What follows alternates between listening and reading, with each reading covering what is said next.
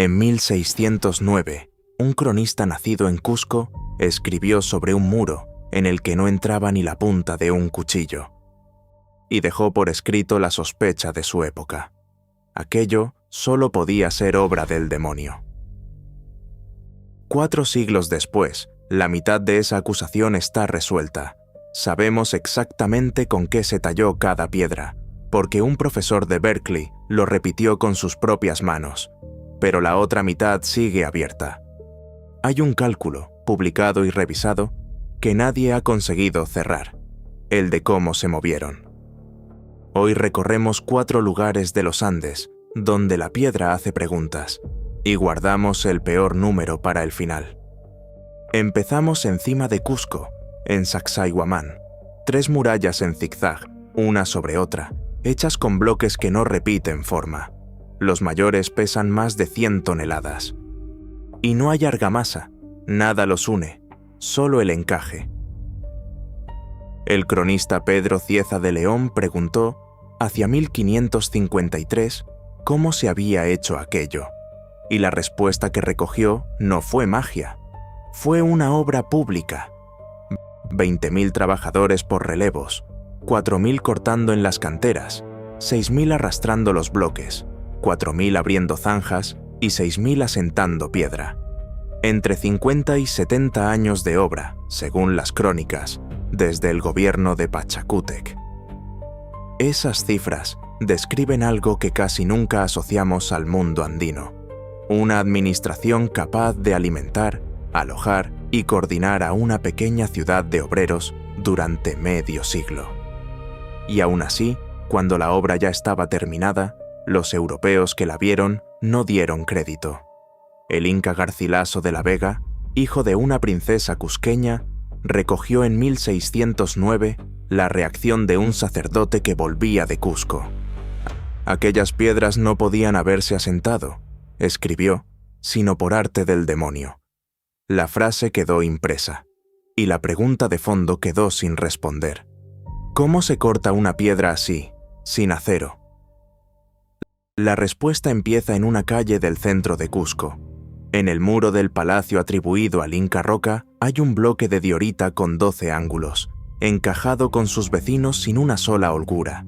Es patrimonio cultural del Perú.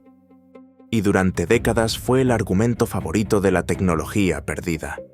Nadie talla esto con herramientas de la Edad del Bronce, hasta que alguien lo intentó. En 1982, Jean-Pierre Protzen, profesor de arquitectura en Berkeley, se fue a las canteras que usaron los incas. No llevó máquinas. Recogió lo que llevaba 500 años tirado por el suelo: cantos rodados de río. En la cantera de Rumicolca contó 68 de esos martillos de piedra, abandonados junto a los bloques. Con los grandes, de 8 y 9 kilos, desbastó. Con los medianos alisó las caras. Con los pequeños remató las aristas. 90 minutos después tenía un bloque con 3 caras terminadas y 5 aristas rectas. ¿Y el encaje perfecto? Se apoya el bloque, se marca dónde roza, se golpea y se vuelve a apoyar. Prueba y error, con paciencia infinita y mano de obra ilimitada. El tallado, esa mitad del demonio, está resuelto. Lo repitió un profesor con un canto de río. Conviene decirlo claro, porque Internet sigue contando otra cosa: la leyenda del líquido que ablanda la piedra. Un jugo de plantas que dejaba la roca blanda como arcilla. Su versión moderna viene de un sacerdote, Jorge Lira, que aseguró haberlo redescubierto. Murió en 1988, sin publicar una sola prueba reproducible y sin identificar la planta. No hay un solo bloque en todo el mundo andino con rastros de disolución química. Hay millones de marcas de percusión. La piedra no se ablandó, se golpeó. Pero tallar no es transportar. Para ver el problema de verdad, hay que bajar al Valle Sagrado, a Ollantaytambo. En lo alto de su templo hay 6 monolitos de riolita rosa, de hasta 50 toneladas cada uno. Y aquí está el detalle que lo cambia todo. Esa piedra rosa no existe en ese cerro. La cantera, Cachicata, está en la ladera de enfrente, a varios kilómetros, con un valle entero y un río en medio. El camino documentado pone la piel de gallina. Primero, los bloques bajaban de la cantera por un tobogán de piedra, con pendientes de hasta 40 grados. Después había que cruzar el río Urubamba. La hipótesis mejor fundada es que desviaban el cauce por temporadas, alternando el canal para pasar los bloques por el lecho seco, y al final subirlos por una rampa que todavía hoy se ve desde el pueblo. En ese camino quedó la prueba de todo el sistema. Decenas de bloques tallados, terminados, abandonados a medio transporte. En los campos, en la rampa, junto al río. Los lugareños las llaman las piedras cansadas. La leyenda que recogieron los cronistas dice que una se negó a avanzar y lloró sangre. La arqueología dice algo más frío y quizá más inquietante. Un día la obra se detuvo y nadie volvió a por ellas. 500 años después siguen exactamente donde las dejaron. La fotografía del último día de trabajo de un imperio. Y aquí llega el número que prometimos al principio. Protzen, el mismo profesor que resolvió el tallado, estudió Ollantaytambo piedra a piedra durante años. Documentó las canteras, el tobogán, la rampa, y después hizo la cuenta del transporte. Para arrastrar uno de los bloques grandes por esa rampa, con la pendiente medida y la fricción medida, hacen falta del orden de 2.400 hombres tirando a la vez. La rampa mide entre 6 y 8 metros de ancho. 2.400 hombres no caben, ni de lejos. Cuerdas más largas, turnos, cabrestantes de madera.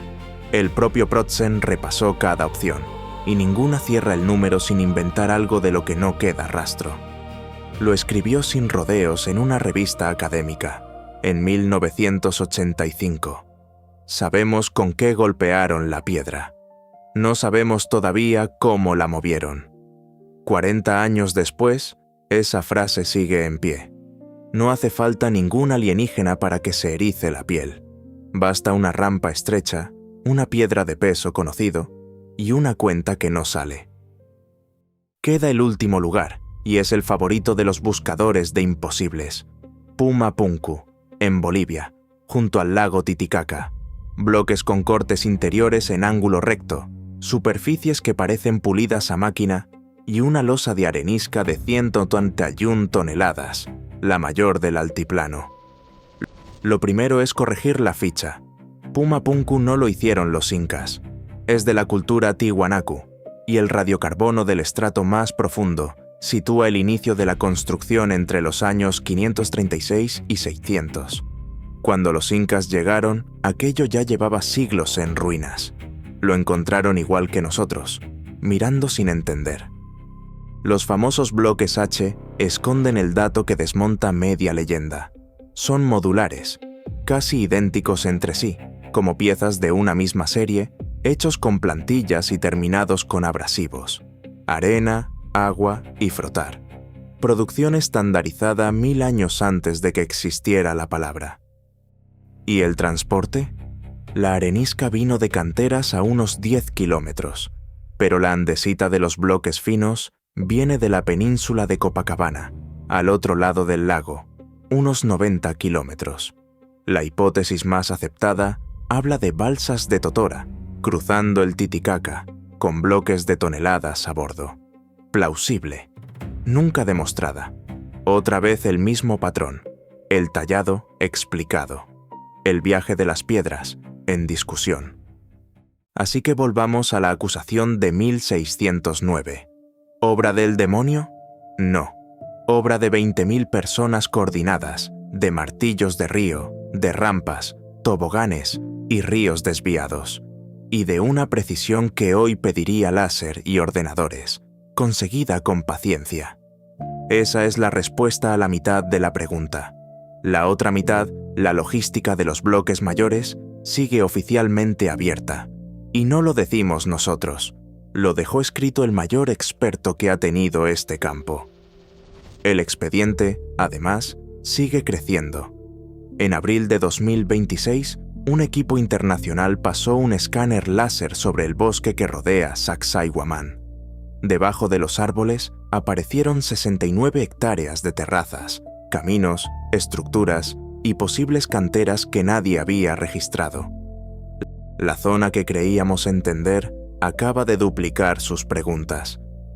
Esta misma semana, mientras preparábamos este expediente, unas lluvias tiraron un tramo de muro inca en una calle de Ollantaytambo.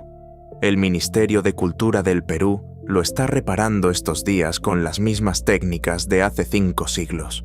Piénsalo un momento. Todavía usamos su método para reparar sus muros, y todavía no sabemos del todo cómo levantaron lo que estamos reparando. Quizá esa sea la verdadera medida del asombro. No hace falta inventarles constructores imposibles a estas piedras. Nos basta y nos sobra con lo que de verdad no sabemos. Y los Andes no son el único lugar donde una piedra a medio camino cuenta el final de una civilización entera. Pero ese es otro expediente. Si este expediente te ha hecho mirar un muro de otra manera, en el canal hay una lista entera de piedras que no encajan. Nos vemos en el próximo.